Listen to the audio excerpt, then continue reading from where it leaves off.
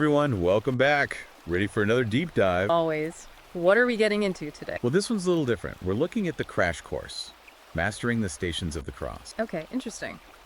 By Conrad Riker, right. That's the one. Now, I know what you're thinking. Stations of the Cross sounds a little, well, churchy. Yeah, I get it. But trust me, this is not your typical Sunday school stuff. Right, and that's what I found so fascinating. It's not just about religion. It's more about Riker uses the Stations of the Cross as a framework to understand things like suffering and forgiveness and even redemption. Exactly. And those are themes that everyone can relate to no matter what you believe. Absolutely. Right. What really blew me away was how Riker uses this blend of history and biblical interpretation. Oh, yeah. He even throws in some personal anecdotes, too. Yeah, like it's a triple threat. I know. And some of the stories he uses are just wild. Always like, Did you know there's this account of a guy named Silius who survived crucifixion? whoa, seriously. I mean, you hear about crucifixion, but to actually read a survivor's account, that's got to be intense. It is. And Riker uses it to illustrate how brutal that time period really was. Yeah, paints a pretty vivid picture. And then he goes on to draw these parallels to how power dynamics play out even today. Yeah. He even uses this phrase, the cursor of the cross. It's about how certain groups or ideologies can basically silence dissent. Heavy stuff. Okay, so before we get too deep into all that, can we just set the scene a little? We're talking about Roman Empire here, right? Yep. Judea under Roman rule. Not exactly known for being a peaceful time. Understatement of the century. I mean, crucifixion was a common punishment, right? Oh, yeah. Totally meant to be excruciating and humiliating. A very public way to make an example out of people. Right, all about power and control. And then on top of that, you've got all this tension between the Romans and the Jewish Sanhedrin. The Jewish leadership. Talk about a powder keg. You could say that again. Yeah. So Pontius Pilate, the Roman governor, he's stuck right in the middle of all this. Trying to keep the peace, uphold Roman law, all while the Sanhedrin sees Jesus as a threat. Riker actually compares this whole situation to what's happening in our world today, you know, with all the social and political division. Yeah, there are some pretty unsettling parallels when you think about it. The struggle for power, the clash of ideologies, the potential for things to get violent. It's like, have we learned nothing? Right, history repeating itself. Speaking of history, let's talk about Judas. You can't talk about the Stations of the Cross without talking about the ultimate betrayal. Absolutely. And Riker, he really digs into Judas's motivations, doesn't he? It's not just a simple case of greed or jealousy. Yeah, there's a lot more going on there. He explores all these possibilities. Fear, revenge, maybe even some twisted sense of loyalty. And I love how he contrasts Judas with Peter, who denied knowing Jesus 3 times. Two very different types of betrayal. So Judas may be struggling with his own demons, and Peter more concerned with saving his own skin. But here's what gets me. Christ forgives them both. I mean, how do you even begin to process that kind of forgiveness? That's the million-dollar question, isn't it? Riker tells the story about a man named John who forgave the person who killed his daughter. And he makes this point that forgiveness isn't about the person who wronged you. It's about releasing yourself from that anger and resentment. Forgiveness is almost like an act of liberation. Exactly, freeing yourself from the burden. Tough concept for sure. It is. Okay, so we've got betrayal, forgiveness, and of course the actual physical reality of carrying a cross. Remember Silius, that survivor's account? Oh yeah, talk about putting things in perspective. Riker lays it all out, doesn't he? He does. The weight of it, the sheer exhaustion, the pain. It's a pretty visceral picture of what Christ must have gone through. But then Riker takes this a step further, right? He talks about the cross as this metaphor, a metaphor for all the challenges and burdens we all carry. Absolutely. It's like that universal symbol of struggle, isn't it? It is, and that's where the story of Simon of Cyrene comes in. He helps Jesus carry the cross. It's like this small act of compassion, but it really speaks volumes. Right. It's about the power of sharing that struggle, being there for each other. It's about brotherhood. Exactly. Especially important these days, don't you think? I couldn't agree more. So we've got betrayal, forgiveness, the weight of our burden. Man, this is a lot to unpack. Where do we go from here? Well, next we get into some of those really tough stations, like the stripping and the nailing. You know, the ones that really bring home how brutal this whole thing was. Yeah, those were hard to read.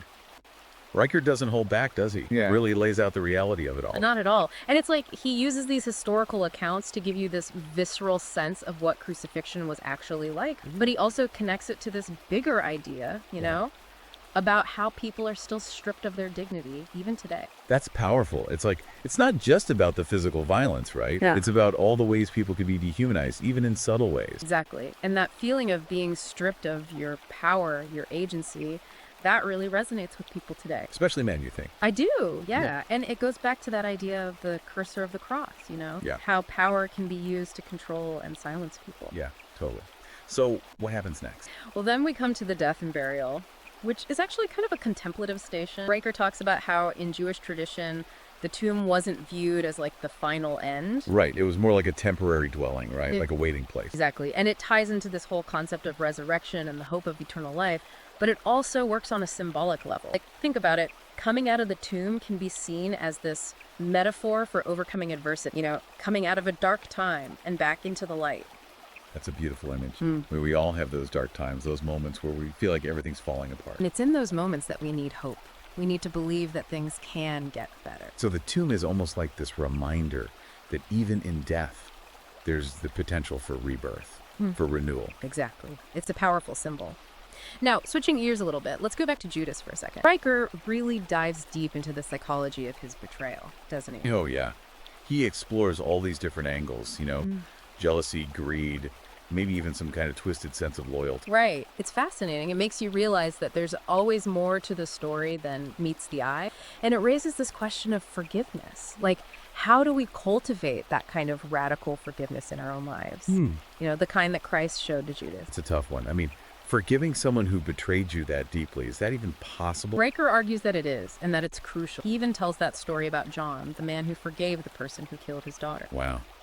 That's some serious forgiveness right there. It is. And John's point is that forgiveness isn't about the person who wronged you. It's about freeing yourself from all that anger and resentment. So it's not about condoning their actions or anything like that. It's about letting go of the pain they caused you. Exactly. Holding on to anger and resentment only hurts us in the end. Keeps us stuck. Exactly. Now let's go back to the physical journey for a moment. Riker uses that survivor's account, Silius, to really hammer home how grueling it was to carry the cross. Yeah, the way he describes the weight of it, the exhaustion, the pain, it's pretty intense. Oh, yeah. But he also makes it clear that the cross serves as this metaphor for all the challenges and burdens we face in our own lives, It's that universal symbol of suffering we talked about earlier. Exactly. We all have our crosses to bear. But it's not all doom and gloom, right? Because then we have the story of Simon of Cyrene. Remember, the guy who steps in to help Jesus carry the cross. Right, and it's such a small gesture, but it says so much. It does. It speaks to empathy and the power of sharing our struggles with each other. It's that brotherhood again, isn't it? Men helping each other out. Exactly. Especially in a world that often tells men to just suck it up and deal with it on their own. And this idea of shared struggle actually leads right into the next station. Christ falling not once, but 3 times on his way to Calvary. Riker really highlights the sheer exhaustion and mental fortitude it must have taken to keep going after falling. Like 3 times. But he also points out that those falls, they're a metaphor for our own setbacks and failures in life. Because we all fall down sometimes, right? The important thing is to pick yourself back up and keep going. Exactly. And he even shares those stories of incredible resilience. Remember that one about the man with terminal cancer? Oh yeah, the guy who decides to spend his remaining time helping others. That one really got to me. Me too. It's a reminder that even when things are really bad, we can still find meaning and purpose. It's about focusing on what we can control, right? Making a positive impact, even when everything seems hopeless. Exactly. And Riker talks about how we can cultivate that kind of resilience in our own lives. He mentions the importance of something called an optimistic explanatory style. Now, what was that again? Remind me. It's basically about believing that you have the power to influence things in your life, that setbacks are temporary, not permanent. So it's about having that growth mindset, Right. not giving up on yourself. Exactly. And he also emphasizes the role of faith in building resilience. Having a belief system can make a huge difference. Yeah, something to hold on to. Right. Now, let's shift gears a little bit and talk about that scene with the women of Jerusalem, the ones who are weeping for Christ. Yeah, that's a powerful scene. It is. And Riker points out that there are different interpretations of why they were weeping. Some people see it as genuine grief for Jesus, while others suggest that they were weeping out of fear, like fear for themselves as followers of Jesus. Right. But regardless of their reasons, it's this stark contrast with Christ's unwavering faith, even in the face of everything he's going through.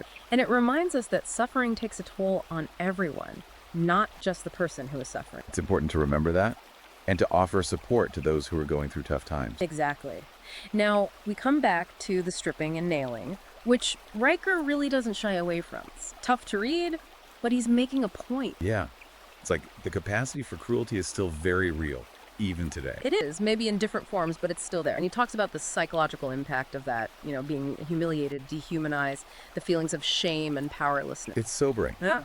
And it really underscores the importance of fighting injustice wherever we see it. Absolutely. Now, finally, we get to the death and burial. And Riker explains how the tomb was viewed in Jewish tradition as this temporary dwelling. Right, not the final stop. Exactly. Which, again, ties into the hope of resurrection and eternal life. But the tomb also works on a symbolic level for us today, like coming out of darkness, overcoming adversity. Powerful stuff. And then you got Joseph of Arimathea, who has the courage to request Christ's body, even facing death. His faith is so strong. It's a powerful reminder that even in the darkest of times, there's always hope. Absolutely. So as we wrap up this part of our deep dive, what are some of the key takeaways that stand out to you? Man, we really went deep on this one. I feel like we've covered so much ground, from betrayal to forgiveness, carrying the cross, all of it. What stands out to you? It's clear to me that the Stations of the Cross, they're about so much more than just a historical event. They're really about, the core of the human experience. Totally. I mean, the thing that really struck me is this idea that we find strength in sharing our struggle. Riker keeps coming back to this idea of brotherhood, men supporting each other through tough times. Yeah. I mean, especially these days, it feels like that message gets lost, right? Like, men are supposed to be these stoic lone wolves who never ask for help. It's like we're conditioned to just suck it up and deal with it all on our own. But Riker pushes back on that. Hard. He does. And it goes back to the story of Simon of Cyrene. That small act of helping Jesus carry the cross just shows you the power of sharing that burden. It's like asking for help, offering help. It's not weakness. It's actually strength. Totally. And it's transformative, both for the person giving help and the person receiving it. Exactly. And then Riker takes it a step further, connecting it to those 3 times Christ falls on the way to Calvary, using those falls as a metaphor for the setbacks and failures we all experience in life. Oh yeah, those falls, I mean, they're a powerful image. Christ already carrying this heavy burden, falling down not just once, but 3 times. Like, if it can happen to him. Right, even the strongest among us are going to stumble and fall. It's about getting back up. Billions. That's what Riker keeps hammering home. It's not about never falling. It's about having the strength to get back up every time you do. And he doesn't just talk about resilience in this abstract way. He gives you tools to actually cultivate it, right? Yeah. Like, what was it called? Optimistic explanatory style. Yes. It's about how you view setbacks. Like, believing that you have the power to make things better, that setbacks are just temporary bumps in the road. So it's about having a growth mindset, Yeah. believing you can overcome challenges. Exactly. And he also talks about the role of faith. Having that belief system can give you so much strength. It's like having an anchor, something to hold on to when things get rough. Totally. And speaking of things that get rough, I mean, we can't forget about forgiveness. Riker really dives deep into that with the example of Christ forgiving his persecutors while he's on the cross. It's radical forgiveness, right? It's hard to even imagine. It is. But Riker makes the point that forgiveness isn't about saying what someone did was okay. It's about freeing yourself from that anger and resentment. It's about choosing to let go of that pain, even if the person who hurt you doesn't deserve it.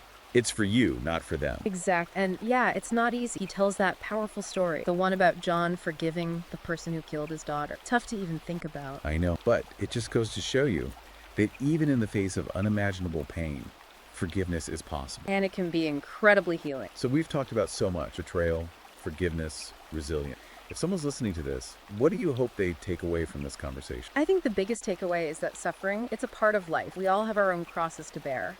But the Stations of the Cross, they give us this framework for understanding that suffering, finding meaning in it, and coming out stronger on the other side. We don't have to go through it alone, right? Right. There's strength and shared experience and brotherhood and supporting each other. Even in the darkest times, hope and redemption are possible. Absolutely. And if you want to dive deeper into all of this, I highly recommend checking out Riker's book, The Crash Course, Mastering the Stations of the Cross. Yeah, it's a powerful read, a lot to think about. You can find it on Amazon Kindle and Google Play Books. Okay. So until next time, keep diving deep, everyone.